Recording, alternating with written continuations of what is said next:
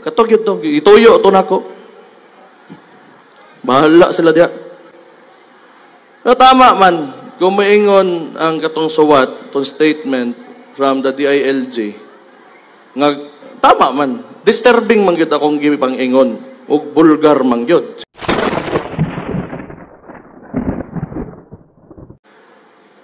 Sa una gubot ang Davao. So, natay mayor kani adto, nahimong presidente na to. Stricto kaayo ni siya. Grabe gyud ka stricto. Grabe gyud ka stricto gyud kaayo. So, ang plataporma ana niya wa gyud na nausab. Gikan pa nga sugod drugs and criminality o corruption lang gyud na. Ikibaw manggod mo.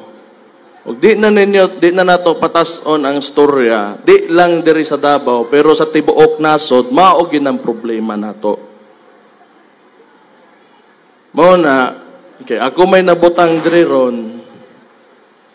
Kamo mga kriminal, kung pedophile ka, rapist ka, patyon ta ka. Kung kidnapper ka, holdupper ka, patyon ta ka.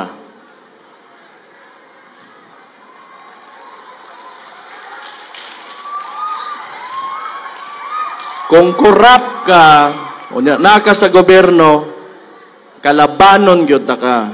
Paning ka. Pero kung medyo okay ra ka, posposan lang ta ka, badlongon lang ka. Uway lang imong katapat diha, bunalan ta ka.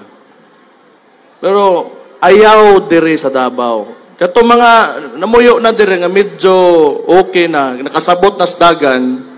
Kaning mga bagong tubo, kining mga gasod dire para mangitag nahimo man gud ni karon, ginatawag nato kani adto ang tao moadtog Manila makipagsapalaran. Kay sa ilahang mga probinsya walay trabaho, lisod ang kinabuhi, mo na mga to og Manila. Kini man Davao tungod sa iyang progreso, daghan sagol man kita dire. Like I said, sagol kita tanan dire. Everyone is welcome. Wala tay ginadili sugtan dire, basta mosunod lang ka sa gusto sa kadaghanang dabawenyo nga unsa man disiplinado tang dire sa atong dakbayan. So, having said that, ako magpasalamat lang gyud ko nga nabutang ba ko nahimo kong mayor. Gabi mo, okay na ko. Nakasuway lang ko, nakaabot ko na rin, nakakita lang ko, unsay na. Pero diri, magkatinga ako, no? Diri ko sa Davao, mauwaw ko musturya ninyo. Pero pag nakos na yung lugar, medyo baga kognaw. Kung ako Davao, mauwaw ko. Gikam ko grali. Niya karon gisuwatan pero di man address sa ko gisuwatan ko sa Cebu ko istorya ko di siguro ako pero may lain dito nga nagyaw-yaw o kanang daghan gipang-ingon nga mga butanggod na sentimento lang man to ako man ko nag-ingon nga dili to. Katog yun to. Ituyo to nako. Bahala sila diya. Pero tama man, kung maingon ang katong suwat, itong statement from the DILG, nga, tama man, disturbing man gyud akong gipang-ingon, ug bulgar man gyud. Siguro, I do not know. Di ko kakuan. Depende na sa pananaw sa tao. Mao gyud na. Pero og usbon tong gabion hato, balikon lang gyapon ako kung gipang-ingon. Ingon anak man ko na. Ingano, kung ako po'y pangutan-on nimo, kung magtanaw po kas Pilipinas manggod, magdugay gyud ta, dugay gyud kayo ang dugay kita mo asinso. Ikabaw mo unsay disturbing yung kaayo? Corruption. drugs. Criminal. Kung dili na nimo i-address na that directly affects the lives of ordinary Filipinos, wala gyud. Dugay gyud kay ta mga senso aning kalibutanan eh. Kay mo na mabuang ang pamilya, igasto sa sabo ang kwarta. Mga gusto mo sulod og politika, gusto lang magpataba og bulsa, nya mahimo nang isang cycle permente, wala gyud.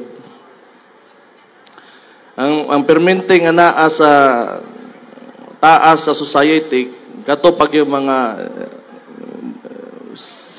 selfish ang motive. So, wala, pangit. Muna pangutan-on ko nimo tama man, vulgar man gyud ko. Mo ko nag-ingon nga buutan ko. Kanus am ko ingon ana. Sige lang, okay ra. Humana man pag istorya. Ana ko'y laing istorya. Pagkahuman ato ang adlaw to. So di gyud nako usbon ako mga statements. Di po nako usbon akong baruganan. Kay tungod lang gisita ko ninyo. Bahala mo. Tanggalon ko ninyo sa trabaho. Okay ra nako. Daghan pa ko kuan. Gusto i-date mga kuan. Makong uyab, taka lang mo. Ako uyab, ako i-date. So muna, padayon lang ta, sinabtanay lang ta. Oh, maningkamot lang, kayod lang ta kada adlaw. Total, gabayad mog tax, gabayad mog buwis. Siguradoon nako nga way manghilabot ng anang kwartahan na nya tinabangay lang ta perme na ay gobyerno nga andam perme mo serbisyo ninyo. Duulan ninyo ang mga taga-gobyerno ug sa mga kamo dia kanang nirespeto sa kuha nga ako'y mayor ninyo karon. Salamat kay sa inyo ha. Naalam man po ko dire kay tungod lang po man pod ninyo. Di na lang man pod kamo ako serbisyoan. Di na lang ko. Kapoy kay ni, tinuod lang. Samot na ron. Samot na ron nga medyo unstable ang political climate sa ato ang nasod.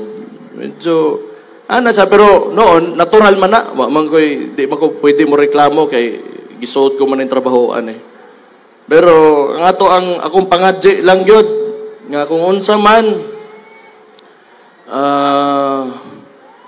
tanan natong ginahimo ug tanan natong mga paningkamot maabot mapadong sa kaayuhan gyud.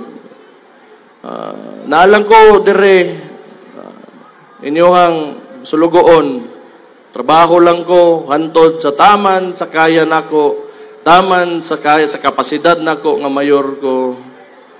Og maura. Pag natay kontra criminal drugs sabay-sabay ta dungan ta nga mosokol ana. Pero patyon ko lang na imong kaguol ana. Maura na.